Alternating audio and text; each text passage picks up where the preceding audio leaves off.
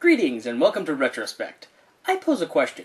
What do you think of when you hear the word funk? Is it a genre of music? A smell? A person? Well, for me, nothing better represents the word than Toejam and Earl. Released in 1991 for the Genesis by Johnson Vorzinger Productions, Toejam and Earl was an innovative game at its time, featuring a random level and item generator. But while hailed as a critical success, it unfortunately tanked in sales and fell into the land of sleeper hits. Our story begins with our two bros, Toejam and Earl.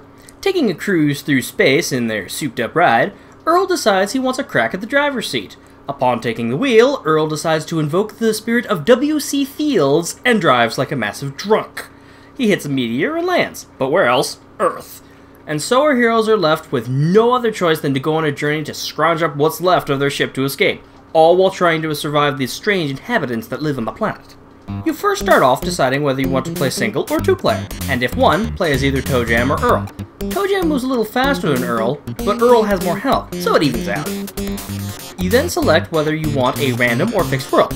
Fixed is always the same level setup, while random gives you more of a surprise in level design. If you really want, you can enter the sound test or music screen. Both screens allow you to make Toejam or Earl dance as you listen. Someone with a lot of time on their hands could probably make some killer remixes out of these bites. The controls are a basic setup. You move around with the D-pad, the C button pulls up the map screen, B button pulls up your inventory, and A lets you use a present if you have it active, or sneak around if you don't. You'll use the sneak function when enemies are asleep so you can creep past them without having to run like a madman. The inventory screen is a little more frustrating at times. You press B to get in and out, A uses a present that you have selected, and C lets you decide to drop or use it. This can be annoying where sometimes you'll have a present you want to drop, but end up using it instead, and it could very well be a deadly present to boot. The map screen is helpful, and if you press A or B on the map screen, it will show you how many ship pieces you have collected. The goal of the game overall is to get all 10 ship pieces scattered about the 25 levels. The game helpfully tells you whenever a ship piece is on the stage, so you don't have to wander about in every nook and cranny. You will, however, have to search for the elevator to take you to the next stage. It's random where it is, so finding it is part of the battle.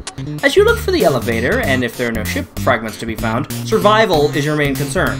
One thing I have to wonder, why is the land fragmented like this? We see Earth from space, it looks fine.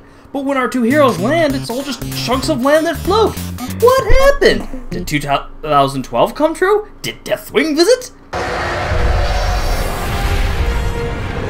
Regardless, unlike most games which have you beating enemies as you go, avoiding them makes up a large part of the game, and only 2 presents will actually give you something to fight against the bad guys. Some tomatoes will do the trick. Waka waka waka! Enemies range from annoying, like Cupid, who will just screw up the controls, to far more deadly, like the Ice Cream Man, or the Nerd Herd, and even a swarm of bees! But the two who haunted my childhood were the Boogeyman, who could be damn near impossible to see, and the Killer Mailbox, which you could have a hard time telling from a real one. For the eyes. Another frustrating aspect of this game is that when you get hit, you won't always have a few seconds of invincibility, so some enemies can simply kill you straight off if you're unlucky enough. But not everyone on Earth is out to get you. There are a few Earthlings who will give you a hand if you pay them off. Well, you can't expect Earthlings to help out of the kindness of their heart, right? The wizard will fully heal you. The scientist, at least that's how I saw him, in a carrot suit will identify presents. Oh yeah, that happens to me every time at Christmas. I just go to this biologist I know who dresses like a strawberry and get him to tell me what I got.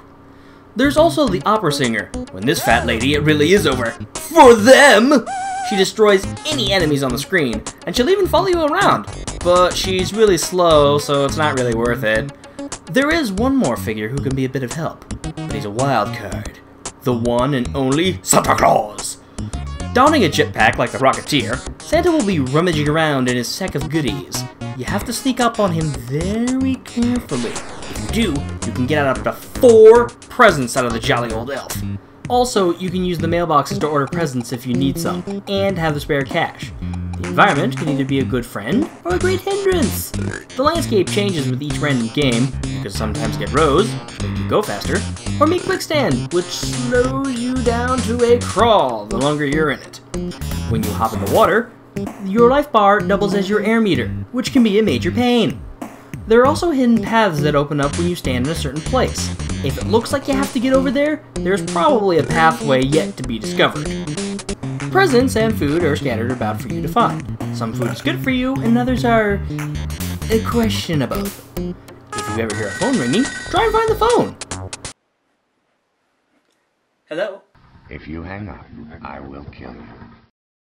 Phones will reveal some portion of the map to help you out, and it will only ring for about a minute before it vanishes. And should you, and you most likely will, fall off the edge, you will merely fall down to the last level you were in. If you are really unlucky, you might fall down even more levels. But the map remembers where the elevator is, so getting back up doesn't feel impossible, and you still feel like you can keep going. Now we come to the core of the gameplay, presents. Presents work like so. Every time you open a present of a certain type, say polka dot presents, all polka dot presents will be identified whenever you pick them up. The only two things that screw this up, starting a new game and the dreaded randomizer, which gives you new presents and makes all the identification progress you made for nothing. Unless you get the carrot guide to find the one present type that is the randomizer, things just get a bit tougher. Presents can range from useful to downright deadly. Some of the more fun presents are the rocket skate straight out of a Wile E. Coyote short, or the boombox, which makes all the enemies get their groove on. In fact, the more I think about it, the more that this is essentially one big Looney Tunes short. Goofy premise, strange enemies, and nothing but a bunch of items that, for all intents and purposes, might as well have Acme stamped on them.